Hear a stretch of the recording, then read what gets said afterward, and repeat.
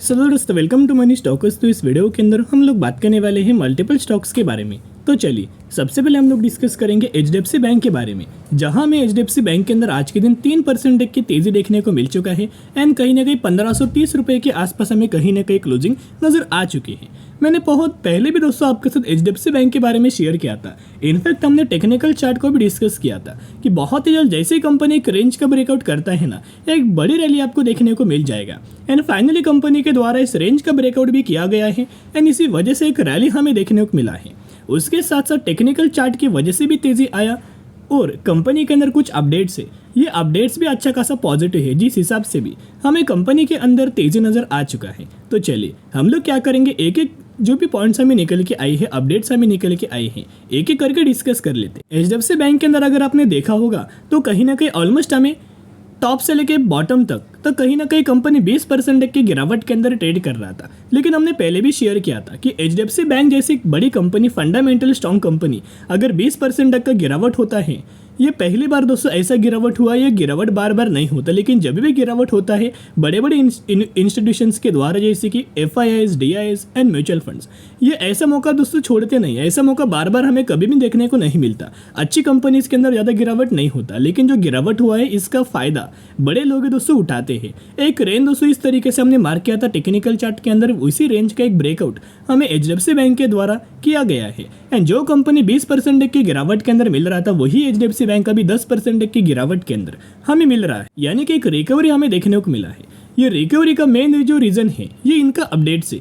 Basically HDFC bank jump 3% on high gross deposit and advance, यानी कि जो company का हाई ग्रॉस डिपॉजिट है उस वजह से ही हमें तेजी देखने को मिल चुकी है। अभी इनका अगर आप डिपॉजिट देखोगे तो कंपनी का जो ग्रॉस लोन है वो कहीं ना कहीं 25 लाख करोड़ के आसपास है, जिसके अंदर 55.4% की ईयर ईयर बेसिस ग्रोथ नज़र आ चुकी है। वही अगर आपने मार्च 2023 के अंदर देखा होगा तो ये कहीं ना कहीं 16.14 लाख करोड़ का था, वो बढ़ के अभी हो चुका है कितना, 25.8 लाख करोड़ के आसपास। कहीं ना कहीं 55% के लोन के अंदर दोस्तों ग्रोथ हमें देखने को मिला है। यही मेन रीजन है जिस वजह से हमें आज के दिन एचडीएफसी बैंक के अंदर तेजी नजर आ चुकी है। उसके साथ साथ अभी हम आ चुके हैं अगले अपडेट्स के ऊपर। ये अपडेट्स भी अगर आप देखोगे तो पॉजिटिव है। 4 अप्रैल एंड 4:30 बजे के आसपास ये अपडेट्स हमें नजर आ रहे हैं। एकदम फ्रेश अपडेट्स के बारे में हम लोग बात कर रहे हैं। अगर आप यह न्यूज़ अपडेट करके देखोगे तो कहीं ना कहीं एचडीएफसी बैंक के अंदर एफआईआईज के द्वारा हमें 4.5% का स्टेक हमें मार्च क्वार्टर के अंदर सेल किया गया था। लेकिन ये आप बोलेंगे सर ये नेगेटिव पॉइंट है, लेकिन वही अगर आप म्यूचुअल फंड्स देखोगे तो म्यूचुअल फंड्स के द्वारा ये स्टेक हमें बाइंग किया गया है। कहीं ना कहीं 3.7% तक का स्टेक हमें म्यूचुअल फंड्स के द्वारा बाइंग किया गया है। तो यही फंड दोस्तों मैं बार बार आपके साथ शेयर करता हूँ कि जब भी मार्केट के अंदर बड़ी गिरावट होता है ना, उस समय कोई भी माल बेचे, लेकिन म्यूचुअल फंड्स के द्वारा माल बाइंग दोस्तों किया जाता है और यही लोगों को बहुत ज़्यादा बेनिफिट्स हमें लॉन्ग टर्म के अंदर मिलता है। अगर आप म्यूचुअल फंड्स का डेटा फेब 2024 का अगर आप देखोगे तो कहीं ना कहीं 239 म्यूचुअल फंड्स की खरीदारी, 68 म्यूचुअल फंड्स की बिकवाली हमें एचडीएफसी बैंक के अंदर नजर आ चुका था। कहीं ना कहीं लगातार म्यूचुअल फंड्स के द्वारा हमें खरीदारी ही लगातार दोस्तों की जा रही है। अभी बहुत सारे लोगों का क्वेश्चन आता है कि सर जो म्यूचुअल फंड्स के द्वारा खरीदारी किया जाता है उनमें से कौन कौन से म्यूचुअल फंड्स के द्वारा कितने कितने करोड़ की खरीदारी किया है, वो एक बार डेटा शेयर करना। तो चलिए यहाँ अगर आप देखोगे सबसे पहले फंड अगर आप देखोगे तो आईसीआईसीआई है। तो आईसीआई म्यूचुअल फंड्स के द्वारा 17,500 करोड़ की खरीदारी हमें किया हुआ है। एक और आईसीआईसीआई का एक प्रूडेंशियल फंड है जिन्होंने ऑलमोस्ट हमें 40,650 करोड़ की खरीदारी किया है। एसबीआई के द्वारा 28,000 करोड़ की खरीदारी, आईसीआईसीआई के द्वारा 34,000 करोड़ की खरीदारी, पराग के द्वारा 59,000 करोड़ की खरीदारी, यानी कि बहुत बड़ी बड़ी बाइंग हमें एचडीएफसी बैंक के अंदर फेब महीने के अंदर किया जा चुका था। उसके साथ साथ आईसीआईसीआई की अगर बात की जाए तो ऑलमोस्ट हमें 17,000 करोड़ की खरीदारी, मेरे एसेट के अंदर 37,000 करोड़ की खरीदारी, आईसीआईसीआई प्रूडेंशियल्स के द्वारा 32,000 करोड़ की खरीदारी, आदित्य बिरला सन लाइफ फंड्स के द्वारा 10,000 करोड़ की खरीदारी एंड कोटक के द्वारा 39,000 करोड़ की खरीदारी, यानी कि ओवरऑल बेसिस के पर अगर आप ऑब्जर्व करके देखेंगे तो बहुत बड़ी बड़ी खरीदारी हमें म्यूचुअल फंड्स के द्वारा एचडीएफसी बैंक के अंदर की जा चुकी है। अभी हम आ चुके हैं एचडीएफसी बैंक के टेक्निकल चार्ट पैटर्न्स के अंदर। ये टेक्निकल चार्ट आपको याद होगा, अब जो लोग इस चैनल को फॉलो करते हैं ना उन हर एक लोगों को पता होगा कि हमने टेक्निकल चार्ट आपको जैसी कंपनी लगातार गिर रहा था वैसे हमने आपके साथ अपडेट करके शेयर किया था कि यहाँ से बहुत ज़्यादा चांसेस ये कि अच्छी खासी कंपनी के अंदर तेजी हमें देखने को मिल सकती।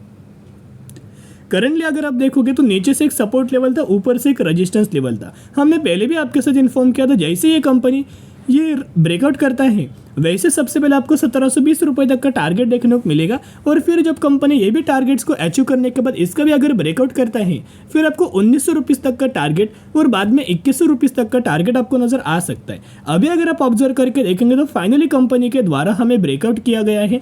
अभी बहुत जल्द एचडीएफसी बैंक क्या करेगा, 1700 रुपीज़ तक का टारगेट अचीव करेगा और उसके बाद बड़े बड़े टारगेट्स आपको देखने को मिल जाएंगे। लेकिन ब्रोकरेज फर्म के द्वारा भी टारगेट दिया गया, तो इनका यह मानना है कि बहुत ही जल्द कंपनी 2100 रुपीज़ तक का टारगेट हमें अचीव करके दे सकता है, क्योंकि करंट प्राइस के हिसाब से अगर आप कंपेयर करेंगे तो कहीं ना कहीं 46% तक की तेजी नजर आ सकती। तो जरूर एचडीएफसी बैंक के अंदर इतना कंपनी गिरावट के अंदर मिले दोस्तों उतना खरीदारी करना, क्योंकि कोई भी माल बेचे म्यूचुअल फंड्स हर एक गिरावट के अंदर माल को बाइंग करता है, सिर्फ अच्छी कंपनीज के अंदर, क्योंकि उनको पता है कि लॉन्ग टर्म के अंदर हमें अच्छा खासा गेन मिल पाएगा। अभी हम बात करने वाले हैं अगली कंपनी के बारे में, उसका नाम है केपीआईटी टेक्नोलॉजीज। तो केपीआईटी की अगर बात की जाए तो आज के दिन नए के बराबर परफॉर्म किया, लेकिन 1510 रुपये के आसपास हमें क्लोजिंग नजर आ चुकी है। तो केपीआईटी की भी अगर बात की जाए तो ब्रोकरेज फर्म के द्वारा अच्छे स्टेटमेंट्स हमें पास हुआ है। ये स्टेटमेंट्स को देख के आपके अंदर भी बढ़िया तरीके से कॉन्फिडेंस हमें डेवलप हो पाएगा। एंड केपीआईटी कंपनी के अंदर भी दोस्तों लगातार हमें गिरावट हो रहा था, और हमने पहले भी आपके साथ शेयर किया था ये जो गिरावट आपको नजर आ रही है ना कहीं यही के आसपास हमें सपोर्ट लेगा। अभी के इस पोजीशंस के ऊपर कंपनी सपोर्ट लेगा वो हम लोग टेक्निकल चार्ट के ऊपर डिस्कस करेंगे।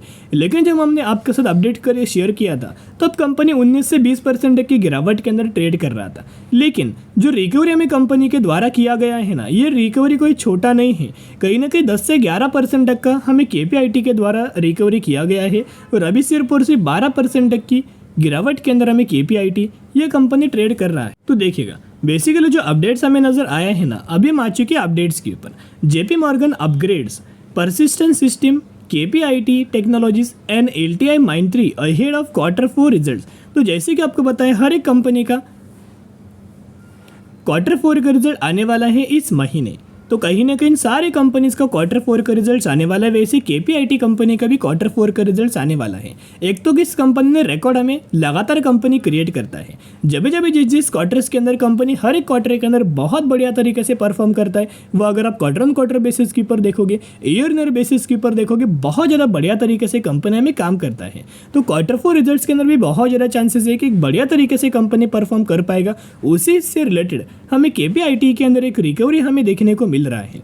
एंड कहीं ना कहीं अगर आप ऑब्जर्व करेंगे ये जो कंपनी है ना वो आईटी सेक्टर से तो कंपनी बिलोंग करता है दोस्तों, लेकिन ये जो सर्विसेज है ना वो ऑटोमोटिव सेक्टर को दोस्तों सर्विसेज प्रोवाइड करता है। बिजनेस बहुत ज़्यादा यूनिक है। एक तो एम्बेडेड सॉफ्टवेयर के अंदर ये कंपनी सर्विसेज प्रोवाइड करता है, एआई यानी कि आर्टिफिशियल इंटेलिजेंस के अंदर भी ये कंपनी हमें सर्विसेज प्रोवाइड करता है। एंड जो लेवल्स हमने आपके साथ शेयर किया था कि इस लेवल से कंपनी अच्छा खासा बाउंस बैक कर सकता है, एक पुल बैक आ सकता है, वो अगर आप देखोगे तो येलो लाइन आपको जो दिखाई दिया है ये 50 दिन का मूविंग एवरेज है, और ग्रे लाइन है वो 200 दिन का मूविंग एवरेज है।